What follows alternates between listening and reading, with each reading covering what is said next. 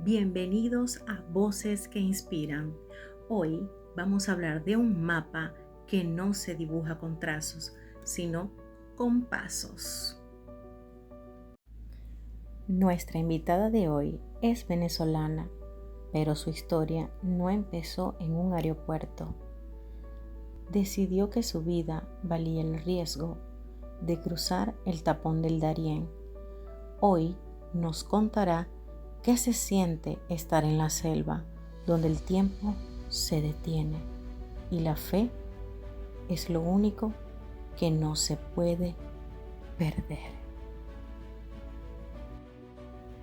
Mi nombre es Patricia Chinaleón y esto es Voces que Inspiran.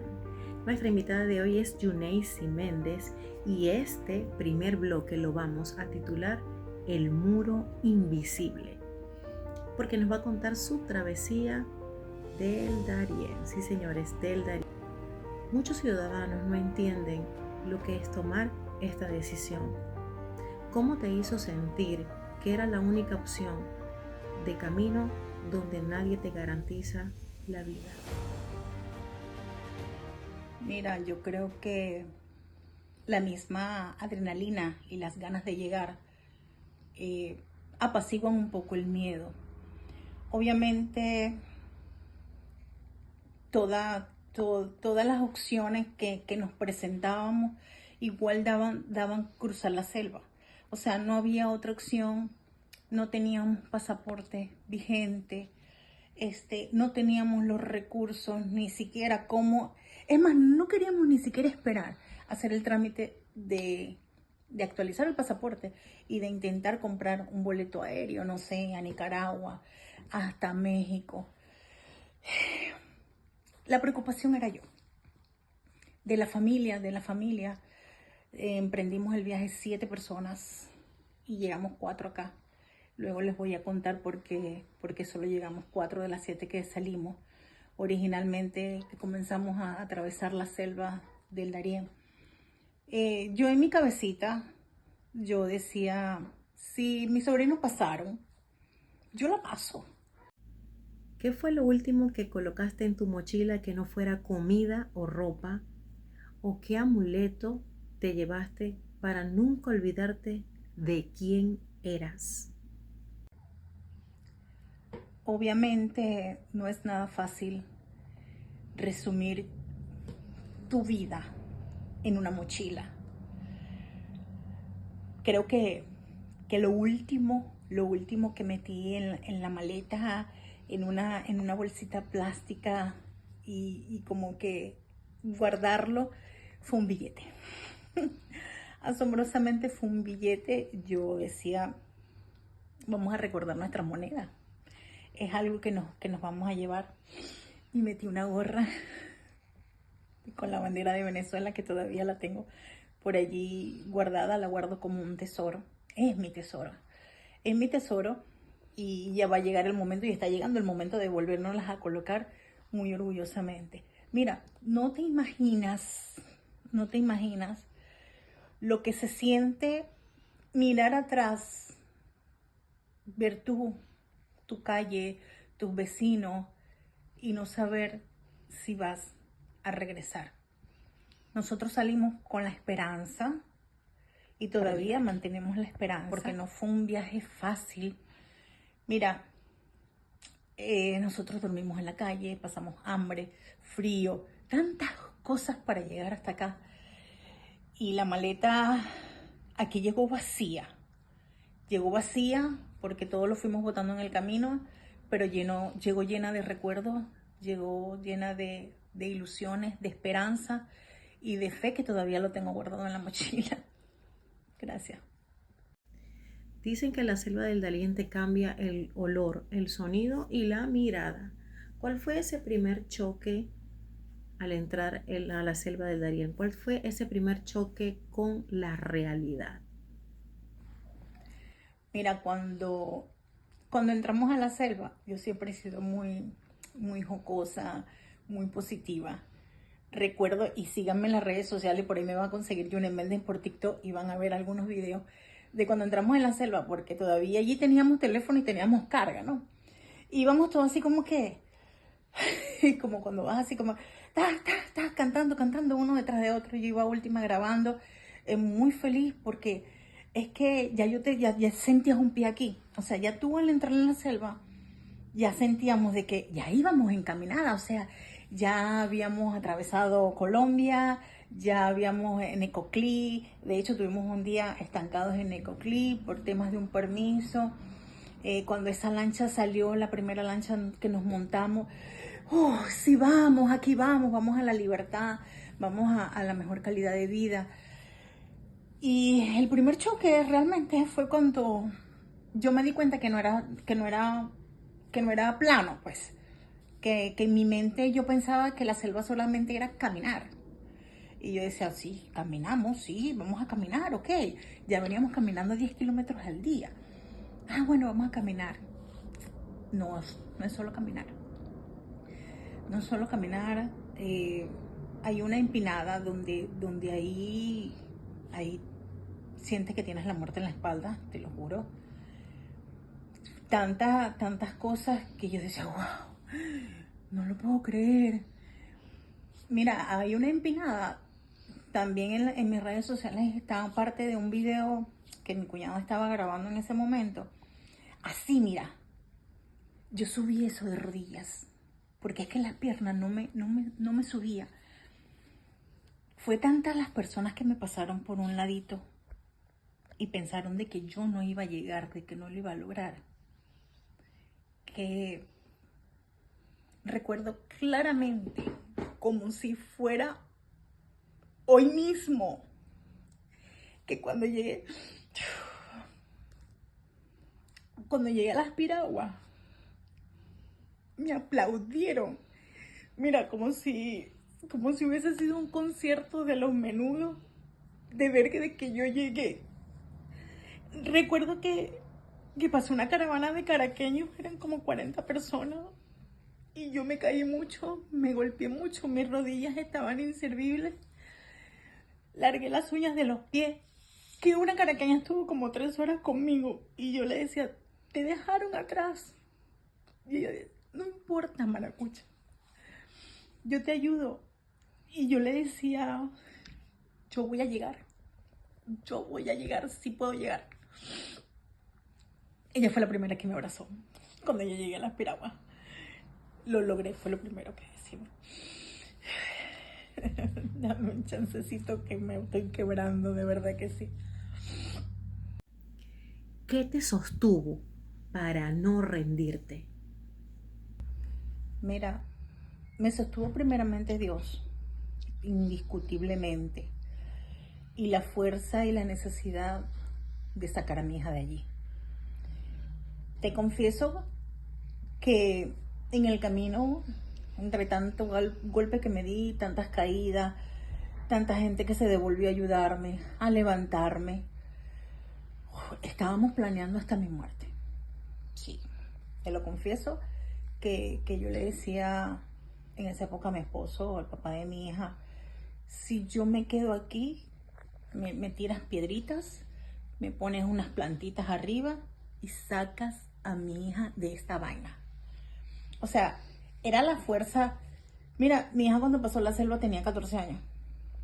Y ella iba como si nada a todo galope. O sea, ella pasó la selva sola. Ella iba adelante. No fue nada fácil. Nos atracaron. Recuerdo claramente que ella iba en la parte de adelante, ella siempre iba adelante. Mi hija es asmática, llevaba sus 2 puffs aquí en el cuello, y lo primero fue un muchacho con capucha, con un arma, yo no sé de armas, pero sé que era un arma larga, y cuando vimos así creo que eran como 7. Me la agarran a ella se empieza a ahogar, yo voy detrás de ella, y se me está ahogando. Y otro decía, es mentira. Y el otro golpeaba a otros. Sé que hubo uno que le hizo a ella así y le dijo, no te preocupes, no te va a pasar nada. ¿Cuántos puffs te echas? Y el mismo muchacho le batió el cosito del puff, ahorita se me olvida el nombre, el inhalador. y le hizo 2 puffs, ella logró respirar.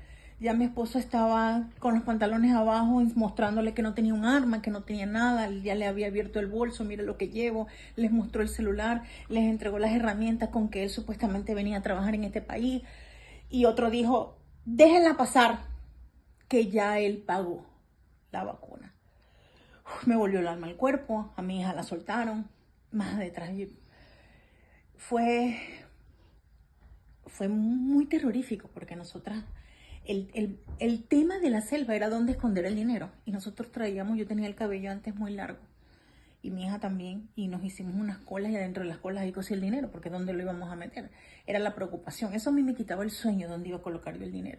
Mira, lo metí en frascos con talco, lo metí con crema, y lo descosía, y después lo metí en una gorra, y después no, y si el viento te lleva la gorra, me lo metía dentro de un brasier y me decían, y si me tocan y me sienten el bulto. Mira, el tema y la preocupación es dónde guardar el dinero.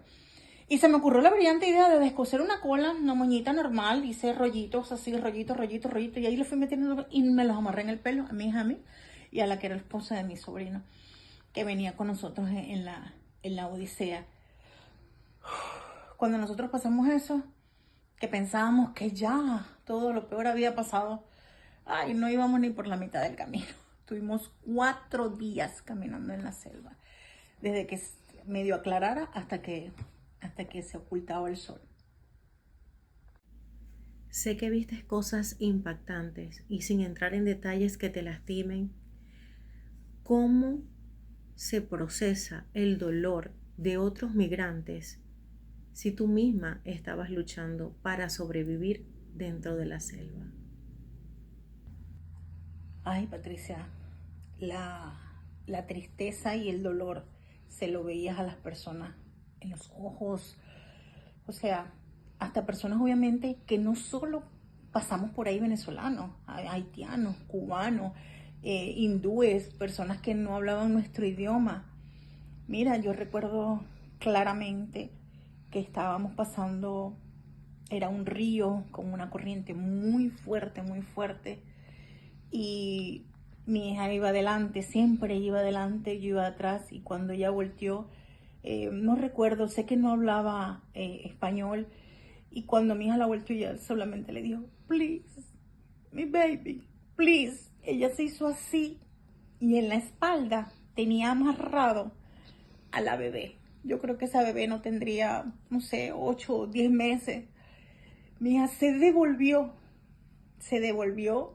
le pasó a la bebé, le entregamos a la bebé, la que estaba más adelante. Mi hija se volvió a devolver por la mamá de la bebé. Y ahí perdimos mucho tiempo, sí, pero no, en ese momento no te importaba el tiempo que estabas perdiendo en avanzar, porque tenías que avanzar con la luz del día. Pero era cómo seguíamos avanzando y dejando a las personas atrás que no podían cruzar. Y de verdad que ayudamos a muchas personas. Recuerdo claramente en una de esas subidas, encontré a una niña que se estaba ahogando, literal, o sea, ahogada. Yo había metido por el asma de mi hija 3 desametasona. Y la niña se estaba ahogando y yo le decía, vamos, respira conmigo, respira, agarra aire en 4, sostén en 7, bótalo despacio en 8. La niña se estaba ahogando. Yo saqué una desametasona, le pelé su nalguita ahí y la inyecté. Ahí parada, la inyecté. La niña se calmó, logró respirar. Mira, el papá de esa criatura llevó mi mochila hasta el final de la selva, solo por agradecimiento. O sea, él sentía que yo había salvado a su hija. Y de verdad, saludos. En algún momento, si ellos me están viendo, todos los que ayudamos, los que me ayudaron, me quedé enterrada en un fango. Y creo que habían 4 o 5 personas ayudándome a salir de allí. Y yo les decía, váyanse, no importa, porque yo sentía que me estaba hundiendo y que me estaba hundiendo, que mientras más ellos me jalaban, yo más me hundía. Y fueron tantas veces que me empujaron, fueron tantas veces que me salvaron. Yo vi la muerte muy de cerca, muy de cerca. Recuerdo que estaba en un alcantilado grandísimo y solo a mi cuñado le dio tiempo sostenerme esta mano y con el pie derecho estaba en un pedacito de piedrita así.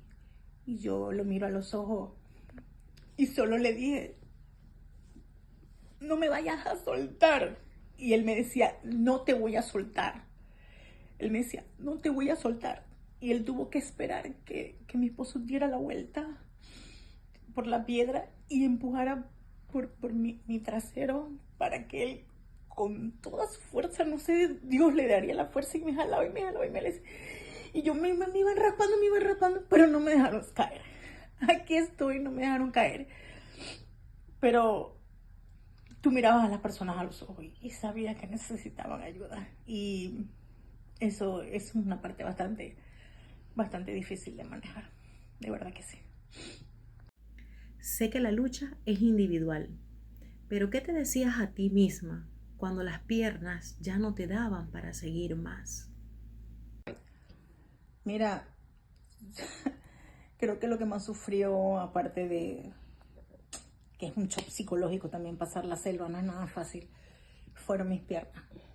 De hecho, nosotros salimos un 17 de agosto que no se me va a olvidar nunca en mi vida y pisamos México el 1 de septiembre.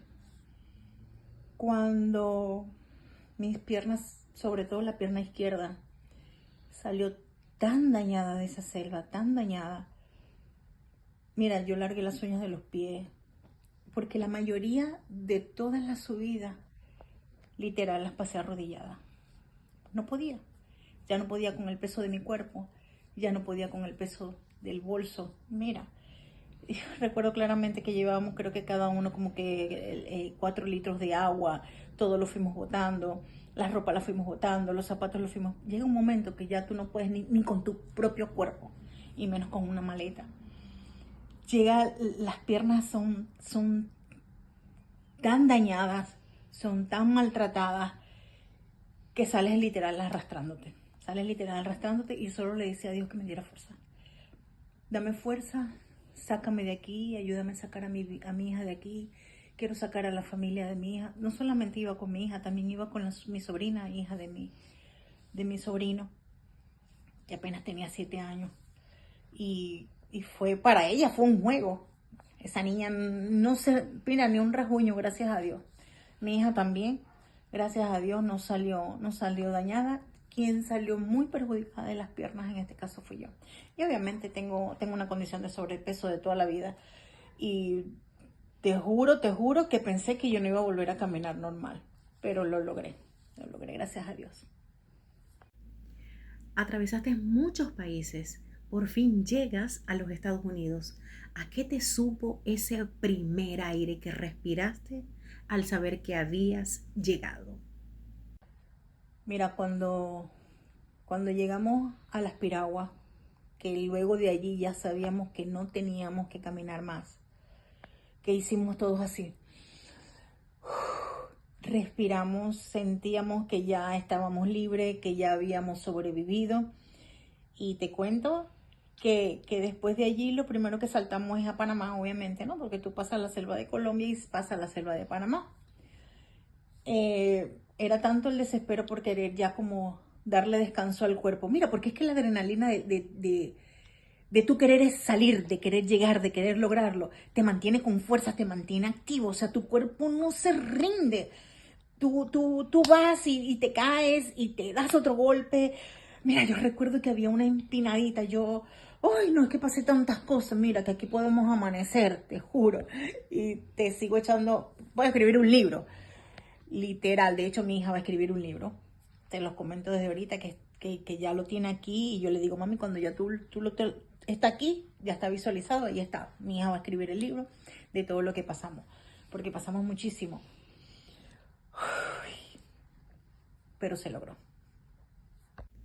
¿Qué parte de la antigua Yuneisi se quedó en la selva? ¿Y qué nueva mujer nació al salir de ella? Mira,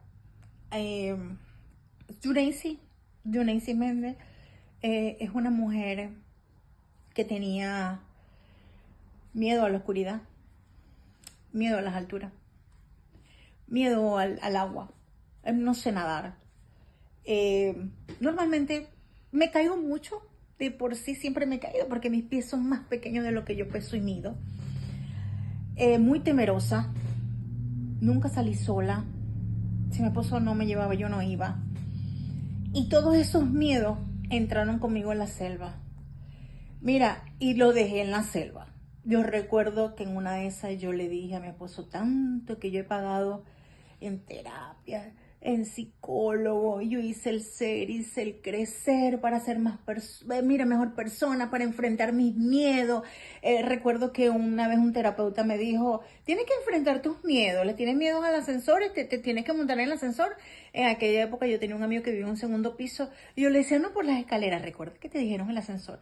Y él me decía, vieras cómo te pones la cara cuando entras en el ascensor.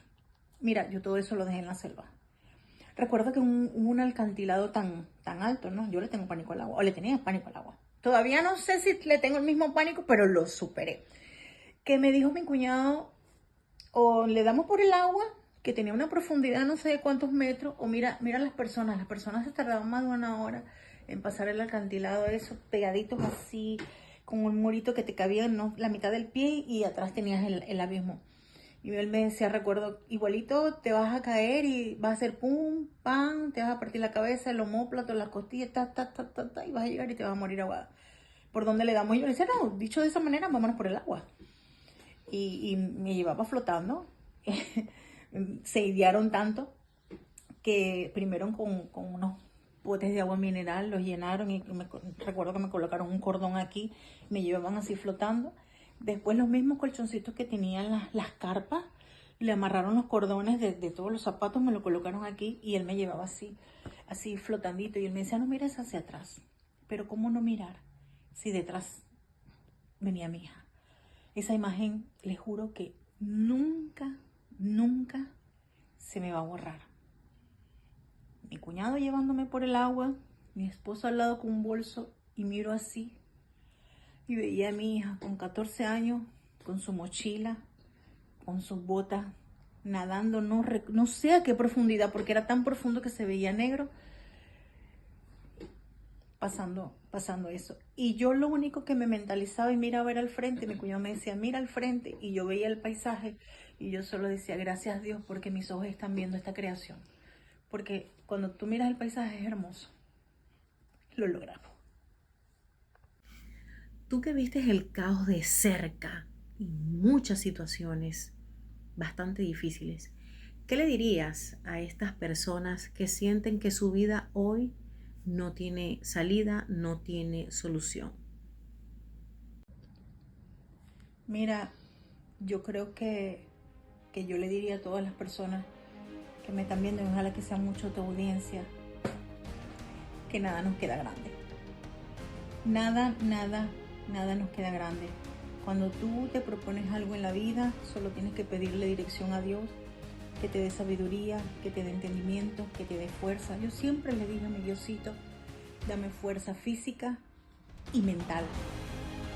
Hasta la fecha, todavía que estoy aquí en este país, y ojalá que me invites a otro de tus programas y en otro podcast te cuente, porque me quedé sola aquí con mi hija. Y todavía sigo pidiendo sabiduría, fuerza física y mental. Mujeres, hombres, no se rindan nunca. Nunca te permitas decir la palabra no puedo, y menos sin intentarlo. Sí puedes, porque dentro de nosotros tenemos esa fuerza que nos va a llevar hasta donde nuestra mente nos disponga que lleguemos. Nunca se rindan, siempre luchen. Ustedes son, mire, nadie se imagina la fuerza que podemos tener adentro, y más cuando sentimos que la muerte la tenemos atrás. Mil bendiciones para todos. Patricia, gracias por la invitación. Espero volver y sentarme en este mueble y seguir contándote de todas nuestras anécdotas y nuestras historias. Mil bendiciones, se les quiere mucho. Recuerden seguirme, Yune Méndez en TikTok, igual me consiguen por el Facebook. Un abrazo, gracias. Bueno, y esto fue todo por hoy. Gracias, Yuneisi, por compartir nuestra historia, con todos nosotros. Dios te bendiga y te siga abriendo puertas y te siga abriendo caminos. Sé que Dios va a obrar mucho en tu vida. Sé que van a venir cosas buenas. Sé que ya no eres la misma mujer de antes. Eres una mujer más fuerte y Dios te renueva las fuerzas, así como las fuerzas del búfalo. Así que, bueno, recuerden seguirnos en TikTok como Voces que Inspiran, en Instagram y en el canal de YouTube, donde se van a subir los podcasts completos, toda la grabación. Así que, bendiciones.